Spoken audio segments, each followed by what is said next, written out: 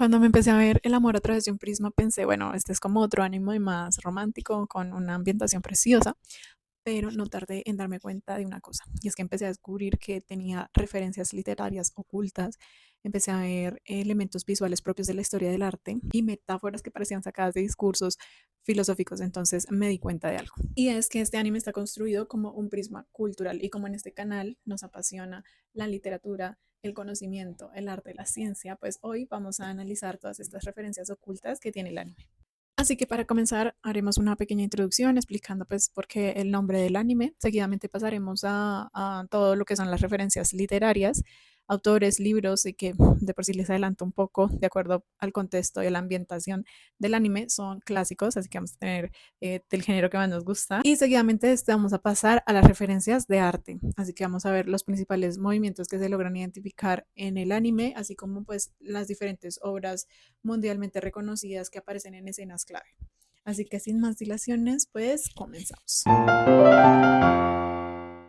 El amor al través de un prisma es un anime que muestra una historia que se desarrolla alrededor del mundo del arte en el Londres de principios del siglo XX y donde una joven japonesa estudia pintura en una academia y su rivalidad artística se convierte en romance. Y para comenzar hemos de abordar un pequeño análisis pues, para contextualizarnos un poco mejor lo relacionado al significado de la palabra prisma, pues porque de ahí viene el nombre del anime. Así que en ese orden de ideas tenemos varios significados para la palabra prisma y es que, bueno, en la geometría podemos ver de que es un tipo de figura. En el arte es ese elemento que permite, por decir así, dividir en múltiples colores la luz blanca y también tenemos de que un prisma puede ser una perspectiva o un punto de vista. Así que pues la palabra prisma como tal va a hacer referencia a esa diversidad y multiculturalidad, por decirlo así, que abarcan los personajes, al mismo tiempo que quiere relacionar las diferentes formas en las que vemos el arte y por supuesto las múltiples maneras de interpretar el amor. Así que el prisma no es solo una metáfora del amor, sino de la percepción artística. Bueno, ahora vamos a dar paso a lo que son las referencias literarias. Voy a decir que la mayoría de referencias que encontramos son dichas por el personaje del profesor Brandt, que es el profesor de pintura al óleo, que está literalmente obsesionado con William Shakespeare. Así que prepárense para unas buenas de referencias de William Shakespeare. Ay, esta niña es incorregible. Aún hay mucho que decir al respecto de esto. ¿Cómo decir? Shakespeare escribió una línea muy importante para Macbeth. El trabajo que nos deleita nos causa dolor. Esta línea nos enseña el gran valor que tiene el esfuerzo. Esta primera referencia la encontramos en la obra de Macbeth, aunque pues no está literalmente que escrita así como la dice el profesor Brandt, pero hace alusión a esta obra. Macbeth es una famosa tragedia de William Shakespeare que trata sobre la ambición desmedida y sus fatales consecuencias. Aquí pues el personaje es un general escocés que se llama Macbeth, que impulsado por una profecía de tres brujas y su ambiciosa esposa, pues asesina al rey Duncan para tomar el trono. Y esto los lleva en una espiral de paranoia, culpa y pues más asesinatos. Y bueno, como ya lo dije, la línea auténtica aparece en esta obra, en el acto 2 escena 3 si no estoy mal, pero no es tal que como la dice el profesor Brandt. De hecho, en el original, William Shakespeare dice como The labor with light and physics pain. Y esto tiene dos puntos clave. El primero es de que physics en inglés isabelino no significa pues física o lo físico como tal. Significa cura, medicina, aliviar. Así que una traducción más fiel a esta frase de William Shakespeare sería: el trabajo en el que nos deleitamos nos cura el dolor o el trabajo que amamos alivia el sufrimiento. Es decir, que el significado real es totalmente lo opuesto al que ponen en el doblaje al español latino, pero pues veámoslo en inglés, o sea, veamos la escena en inglés. Talking about the Scottish play. There's a very profound phrase in there that is extremely apt. The labor we delight in, physics pain. It's about the importance of effort. Está claro que se cometió un error de doblaje descomunal, haciendo que la frase fuera invertida filosóficamente, porque pues Shakespeare estaba hablando, era del placer que vuelve soportable el trabajo, más no del dolor que produce. De aquí la importancia también de cuando leemos libros clásicos de escoger buenas ediciones que tengan buenas traducciones, porque una mala traducción puede cambiarte el sentido por completo de lo que quería expresar el autor inicialmente. Bueno, pasamos a nuestra segunda referencia literaria. También es una referencia de William Shakespeare, así que vamos a verla. Como Shakespeare dijo alguna vez, la fuerza de su propio mérito le abre camino, un regalo que el cielo le da. Esta frase proviene de la obra All's Well That Ends Well. Bien está lo que bien acaba. Y esta es una obra de teatro publicada en 1623, en donde Elena, hija de un médico de origen humilde, se enamora de Bertram, un conde que la considera inferior. Y bueno, tras curar al rey de Francia, consigue que Bertram se case con ella, pero él la rechaza cruelmente y le impone condiciones aparentemente imposibles para pues, el matrimonio. Así que Elena debe usar todo su ingenio y determinación para cumplir con esas exigencias. Esta comedia mezcla elementos de cuentos de hadas, por decirlo así, con un toque cínico y explora temas como la clase social, el amor no correspondido y la inquietante cuestión de si todo termina bien. Porque pues de hecho de ahí el nombre, ¿no? Así que bueno, la línea original la encontramos en el acto 2 de la escena 3 que dice, From lowest place when virtuous things proceed. The place is dignified by the doer's deed. y una traducción fiel sería, cuando acciones virtuosas nacen del lugar más humilde, ese lugar se ennoblece para la obra de quien las realiza. Esa frase está muy bonita, o sea, bien bonita. Y el contexto de esa frase dentro de la obra de teatro como tal es que Elena, a pesar de su condición, pues demuestra virtud, talento y gracias a su mérito personal gana reconocimiento y posición social. Y prácticamente que es una crítica directa al sistema aristocrático porque da a entender como eso de que el valor verdadero proviene del carácter, no del nacimiento. Bueno, para nuestra siguiente escena hay una referencia supuestamente que literaria en donde Kit dice que leyó en algún libro que le prestó el profesor Brandt sobre una cueva al oeste que llena de lirios. Pero pues según la investigación que yo he realizado, esta frase no es de ningún libro real. Vamos a ver un poco de la escena.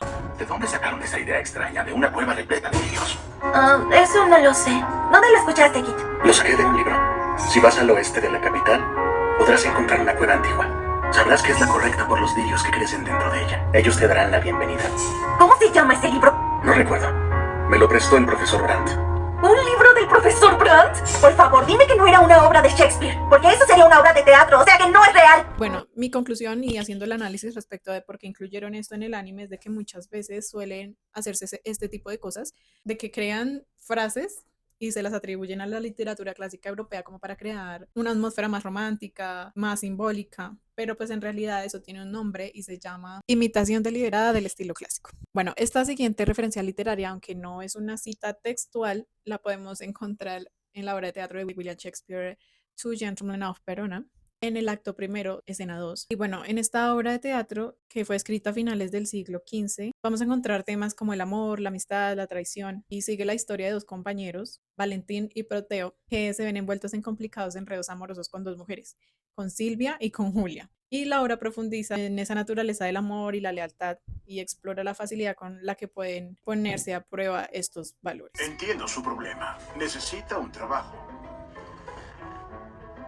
Como Shakespeare escribió en alguna ocasión, el fuego que arde confinado es el que abraza con mayor fuerza. ¿Entiende?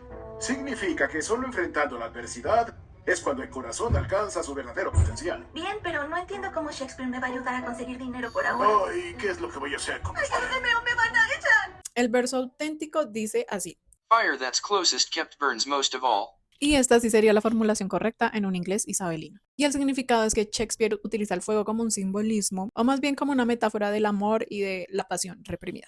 El fuego guardado, sentimientos ocultos, al mayor ardor, pues emociones más intensas. Es decir, que las emociones que se mantienen ocultas como que crecen con más fuerza.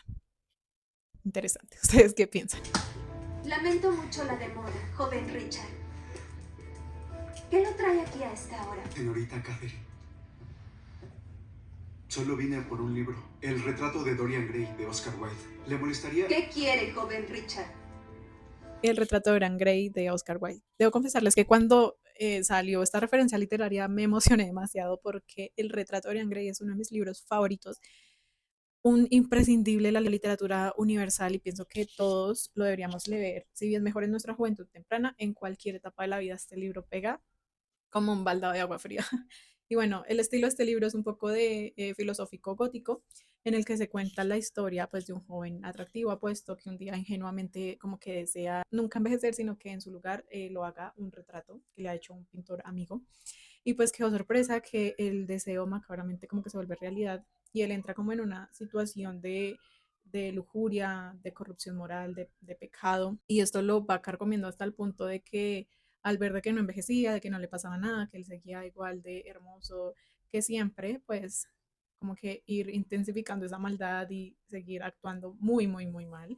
Prácticamente podríamos decir que la idea principal obviamente es la crítica que se hace al hedonismo y sus consecuencias más peligrosas. Y si bien es un libro que como que no tiene mucha conexión con la historia del anime que nos están contando, pues es una referencia literaria muy importante de la literatura europea, así que creo que por eso lo ponen allí. La siguiente referencia literaria la encontramos en una escena en la que Lily está teniendo una conversación profunda con el profesor Brandt sobre que no sabe de qué hacer, de que, bueno, está mal, está triste, y el profesor Brandt le cita un versículo de la Biblia. Y por supuesto que es una referencia literaria porque la Biblia, aunque no ha sido comprobada en su totalidad científicamente, la mayoría de sus pasajes de sus libros sí que lo han sido, arrojando notable exactitud histórica, arqueológica, biológica, que pues eran muy adelantados para la época. Así que más que de un libro religioso, es un libro que nos muestra historia, principios, valores. Es bastante interesante, así que veamos la escena. Habló Jesús a sus discípulos al percibir que dudaban. Buscad y hallaréis. Pedid y se os dará. En contexto, Jesús está enseñando durante el Sermón del Monte, uno de los discursos centrales de su enseñanza espiritual, pero también aparece en otro evangelio y eso es muy común en la Biblia, o sea, vamos a encontrar referencias de cosas, de frases, por decirlo así, que se repiten entre libros y en versículos o que hacen referencia a lo mismo. Por ejemplo, y yo os digo, pedid y se os dará, buscad y hallaréis, llamad y se os abrirá. La siguiente referencia literaria me generó un choque.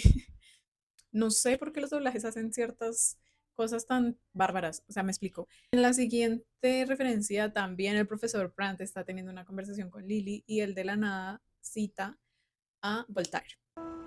Voltaire decía que el destino era nuestro guía y que por tanto todos estamos a su merced. No podría estar más de acuerdo. Y es bastante curioso porque en el doblaje en inglés el profesor Brandt nunca menciona a Voltaire. La razón, bueno, no lo sé, o sea, de verdad que no existen registros de que Voltaire haya dicho esta frase.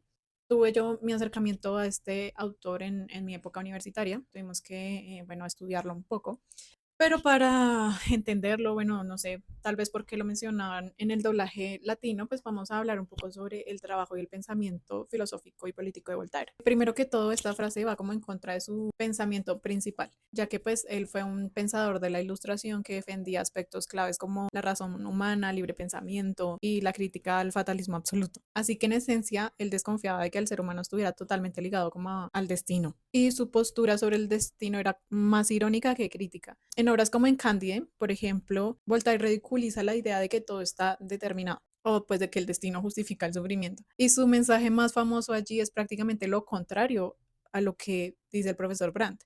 Él dice como que debemos actuar y construir nuestra vida y no resignarnos al futuro. Y bueno, Candide es una novela en donde el protagonista, pues con el mismo nombre de la obra, es expulsado del castillo donde creció y emprende un viaje lleno de muchísimas calamidades, o sea, pero muchas. Guerras, esclavitud, hambrunas, persecuciones religiosas, mejor dicho, eso en cada capítulo, y él con su ingenua fe en el optimismo, pues se enfrenta a la brutalidad de un mundo real que no tiene compasión, o sea, cero. Y pues finalmente Candide concluye que la única vía hacia la felicidad es cultivar nuestro propio jardín. Es una metáfora del trabajo y de la responsabilidad individual, es decir, que nos deberíamos tomar más bien el destino por nuestra propia cuenta, planificar, sí, ejecutar y no como quedarnos esperando cosas al azar, esperando el destino, así como por más, pues porque dejar esto al azar puede ser mucho más doloroso y decepcionador. Pasado esto de nuestras referencias literarias, vamos a pasar a el mundo del arte con nuestras referencias artísticas.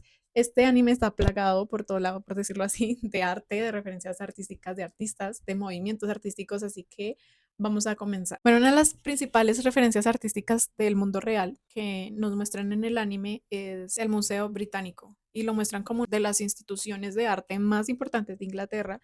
Y pues bueno, como bien sabemos, fue el primer museo abierto al público, fue fundado en 1753 y desde entonces alberga, creería que la mayor colección de arte histórico de la humanidad. Y precisamente esto lo muestran en el anime, cuando ciertos personajes van a hacer como una excursión a este museo, enfocan las salas más memorables, como por ejemplo la galería de momias y sarcófagos. En este mismo capítulo también nos muestran la existencia de una réplica casi igual a la escultura de la Piedad de Miguel Ángel. Y bueno, en la vida real esta escultura existe, por supuesto, está en la Ciudad del Vaticano, pero no existe tal réplica de esa magnitud en el Museo Británico. Lo que sí existe es otra figura tallada en un material diferente que hace alusión a otra escultura de la Piedad, pero pues no es la de Miguel Ángel y en sus dimensiones es muchísimo más pequeña. Se trata de una escultura en marfil tallada en la que pues también vemos a una virgen sosteniendo el cadáver y a otras dos personas en la parte posterior que hacen alusión a San Pedro. Y es que bueno, yo creo que es casi que imposible hacer una réplica a semejante obra del Renacimiento como lo es esta de la Piedad de Miguel Ángel. Esta figura está ubicada en la Basílica de San Pedro y fue hecha gracias a un encargo de un cardenal que la quería para decorar su tumba. Como podemos ver en la imagen real, es la representación de la Virgen sosteniendo en su regazo el cuerpo de su hijo muerto. Y esta escultura conmueve por su perfección y la belleza artística que tiene. Es que con solo observar podemos ver la armonía visual y el detalle en el tallado, porque nos muestra, o sea, de verdad Miguel Ángel, o sea, pareciera que tuviera conocimientos anatómicos supremamente avanzados, los detalles del cabello, podemos ver, o sea, acá en este detalle del brazo, cómo se le marca el tríceps, cómo se le marcan los músculos, las facciones del rostro, o sea, es casi perfecto. Las texturas de las ropas, mejor dicho, es impresionante cómo un hombre ha sido capaz de tallar tanta perfección. Pero... ¿por qué pusieron a este encuerado a un lado de mi cuadro? Esperen, ¿qué no es el dios Baco? Su cara se ve algo diferente. Sí, porque le hice un cambio de imagen. Nada de cambio de imagen, quedó bastante tétrico. Entiendo que Bueno, aquí se hace mención al dios Baku, que es un dios en Japón, protector, por decirlo así, o devorador de sueños y pesadillas, así que la gente lo ve como prácticamente un amuleto. Existen esculturas talladas de este dios Baku. En el anime vemos que es el trabajo principal de uno de los estudiantes de la Academia de Arte, pero históricamente se conoce algunas esculturas tradicionales japonesas talladas como en el periodo del Edo, que fueron talladas en madera, que también fueron esculpidas en obras arquitectónicas como en templos. Y bueno, de las figuras que hay en el Museo Británico, hay una escultura de un Baku. Bueno, en realidad no es de un Baku, es de un escultor tallando un Baku. También está hecho en madera y es una mini figurita, mide como 5 centímetros. Otra de las referencias artísticas da la casualidad que también involucran al profesor Brandt. Tiene bastante protagonismo en estos temas el profesor Brandt. Está teniendo él una conversación con Lily. Ella está triste porque tiene que volver a Japón y pues ese no era su proyecto. Ella quería quedarse en Londres haciendo arte y el profesor Brand le pregunta que si ella ha visitado en algún momento, si ha tenido la oportunidad de ir al edificio del Departamento de Relaciones Exteriores, porque allí en especial hay un mural de La Paz en el que hay una representación de una mujer asiática que le hace acordar muchísimo a ella. Y está ubicado en la escalera ceremonial del actual Ministerio de Relaciones Exteriores británico. Pero eso sí, no se llama como tal el mural de La Paz, fue pintado por Otse y el mural como tal recibe el nombre de Britannia Pacificadora. Prácticamente muestra invasiones sucesivas de la isla británica. Vemos un ángel con el Santo Grial que simboliza el destino cristiano de la nación. Es uno de los últimos murales en su forma definitiva que representa a Gran Bretaña. Todo esto con el fin de garantizar la paz mundial bajo la sociedad de naciones. Ahora, en cuanto a los movimientos artísticos que vemos en el anime, por supuesto que vamos a ver muy marcado lo que es el impresionismo y el post-impresionismo. La gran mayoría de cuadros que aparecen en el anime hacen como referencia a ese impresionismo francés, por ejemplo, en pinturas de, no sé, Monet, de Pierre-Auguste Renoir. De hecho, por aquí tengo un puzzle de Renoir, una niña con una regadera. Me gusta hacer puzzles de obras artísticas. Obviamente un Renoir cuesta millones de dólares. Así que pues bueno, yo tengo una réplica en versión puzzle y lo que me gusta hacer es de que cuando los finalizo los mando a enmarcar. Tengo uno que no he mandado a enmarcar, pero cuando lo haga les mostraré para que vean lo bonito que queda. Y pues que aparte son actividades que nos relajan, nos dispersan. Me gusta hacer puzzles y lo recomiendo. Bueno, de las características del impresionismo que alcanzamos a ver en el anime, pues cielos luminosos, pinceladas sueltas, escenas cotidianas, mucha luz natural, mucho paisaje. Esto es coherente con la época en que ocurre la historia, que es principios del siglo XX, cuando el impresionismo ya había revolucionado la pintura europea. Y creo que el impresionismo es uno de los movimientos artísticos que más nos gustan. O bueno, en lo personal es como el que a mí también más me gusta. En cuanto a la influencia del postimpresionismo, algunos cuadros de Keith reflejan más este tema del postimpresionismo, que es donde el color se vuelve emocional y simbólico. Y las referencias más claras de este periodo del arte, pues dicen Van Gogh, es como el referente más conocido. Esto también lo podemos ver en los contrastes intensos de color, de que la composición es mucho más estructurada y pues las pinceladas y todo en cuanto al dibujo es mucho más dramático. Narrativamente podríamos decir que el anime lo abordó como al arte más racional versus al arte emocional. Y pues es bastante interesante como ese paralelo que nos muestran ahí. Te agradezco por haber llegado hasta este punto del video, porque si llegas hasta aquí es porque te apasiona el conocimiento, saber, eres curioso y eso está muy bien, te felicito. Les recuerdo que en la caja de descripción voy a dejar las fuentes a donde pueden ir a consultar los libros, las obras de Shakespeare, la obra de Voltaire. También voy a dejar algunos links donde pueden ir a consultar algunos temas relacionados con los movimientos artísticos que abordamos a rasgos muy generales en este video, porque el arte es un mundo que tiene muchísimo de qué hablar, pero aquí nos quedaríamos hablando. Y pues eso sería todo. Te agradezco mucho por haber visto este video y nos vemos en otra oportunidad. Adiós.